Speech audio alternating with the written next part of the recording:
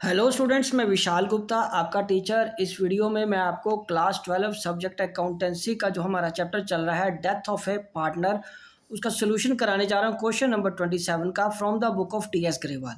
Students, इस question में लिखा हुआ है कि X and Y are partners, profit the partnership deed provides inter alia a that the capitals that the accounts be balanced on 31 March every year. ठीक है जी, balance से 31 मार्च को ही मिलाए जाएंगे।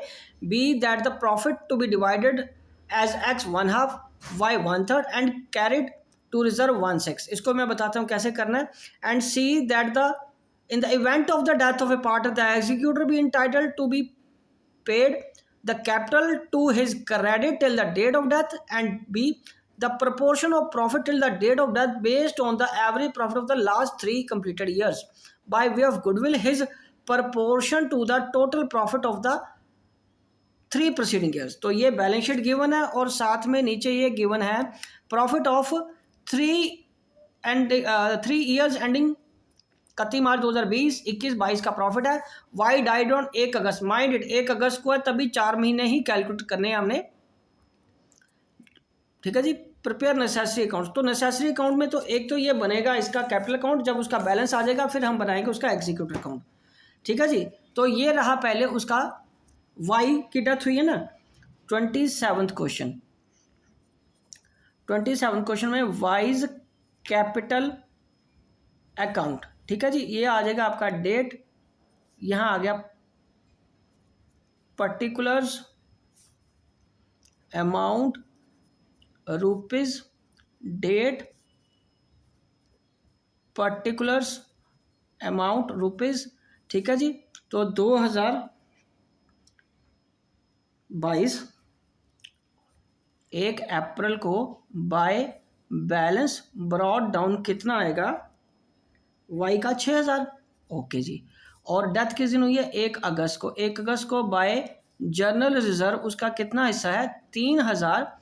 देखो इंटरेस्टिंग केस है कि एक्स वाई और बाकी हिस्सा किसको जाना, उसने रिजर्व्स को बोला है। 1/2, 1/3 एंड 1/6।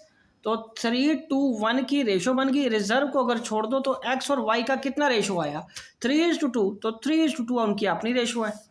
तो ये 3/2/5 करके इसको हम बांट देंगे। 6 दूनी 1200, ये 600 1200 आ गया, रिजर्व 1200 आ गया। ओके जी। अब हमें क्या कैलकुलेट करना है, उसका गुडविल कैलकुलेट कर लेते हैं। गुडविल ऑफ फर्म कैसे करनी है, फर्म की गुडविल कैलकुलेट ऑफ फर्म कैसे कैलकुलेट करनी है। His proportion of the total profit of the last 3 years.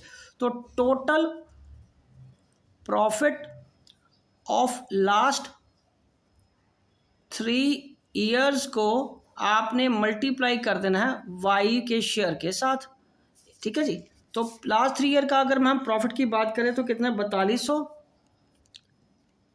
जमा 3900 जमा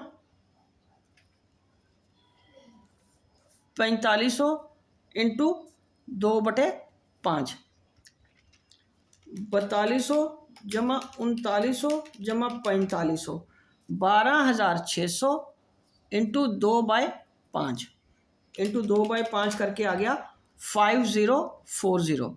क्योंकि only x is remaining, only x is remaining, तो सारा कंपनसेट इसको यही करके देगा, और तो कोई पार्टनर था ही नहीं। तो यहाँ आ जाएगा बाय एक्स इज कैपिटल करके गुडविल 5040। उसके बाद प्रॉफिट देना है बाय P&L सस्पेंस अकाउंट से। वो कैसे कैलकुलेट करना है, प्रॉफिट शेयर प्रॉफिट कैलकुलेट करना है on the basis of the average profit of last 3 years. 3 years average into wise share, चलो एक ही बात है। तो इसको हम करेंगे 4500 प्लस 3900 प्लस 4200, 3 साल का डिवाइडेड बाय 3। ठीक है जी, ये पहले कर लो। और ये हमारा एवरेज प्रॉफिट कितना आ गया, 4200।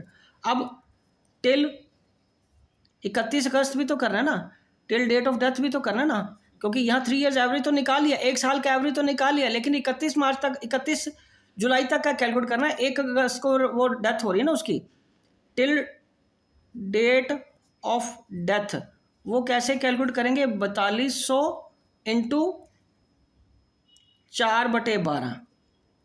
तो 4200 इंटू 4/12 करके आ गया 1400। कितना आ गया? 1400। नाउ वाइज शेयर, ठीक है, 1400 इंटू 2/5, 1400 इंटू 2/5, ये आ गया 560। स्टूडेंट्स, मैंने ये फॉर्मूला जो लिखा है बिल्कुल ठीक फॉर्मूला लिखा है। 3 साल के एवरेज प्रॉफिट को वाई के शेयर से मल्टीप्लाई करके हमने प्रॉफिट कैलकुलेट करना था, बट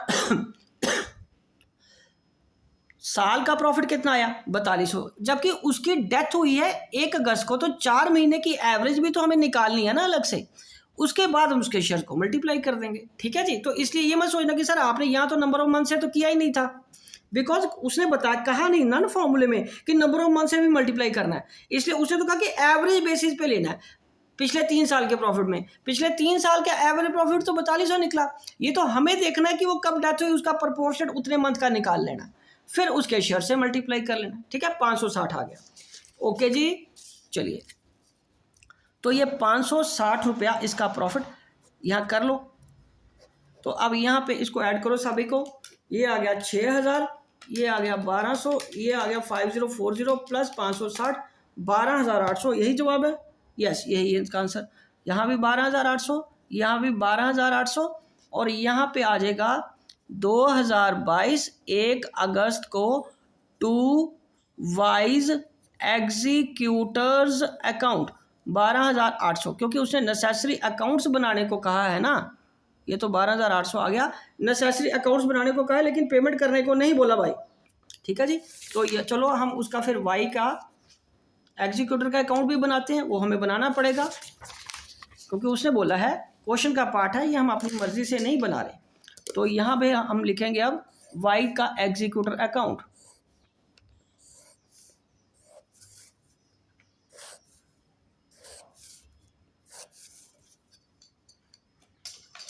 यहाँ आएगा Y's executor's account by Y's capital account, balancing figure 12800।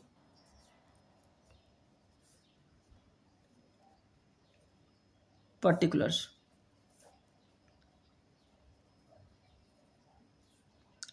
Debit 12800 to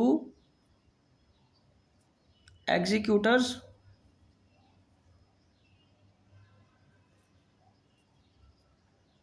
loan account में ट्रांसफर कर देंगे, या उसको ऐसे ही रहने दो, बैलेंस कैरी डाउन ही कर चला जाएगा, या लोन अकाउंट में ट्रांसफर हो जाएगा आगे वो, ठीक है जी। कैपिटल अकाउंट से एग्जीक्यूटर आ गया और यहाँ से वो एग्जीक्यूटर का क्रेडिट बैलेंस है, वो तो ऑटोमेटिकली या और टू बैलेंस कैरी डाउन करके भी लिख सकते हैं, ठीक है जी। 12800 करके उसके लोन में ट्रांसफर कर दो जब तक कि उसकी पेमेंट नहीं करते हम, ठीक है जी। ये हमारा बन गया इसका अकाउंट।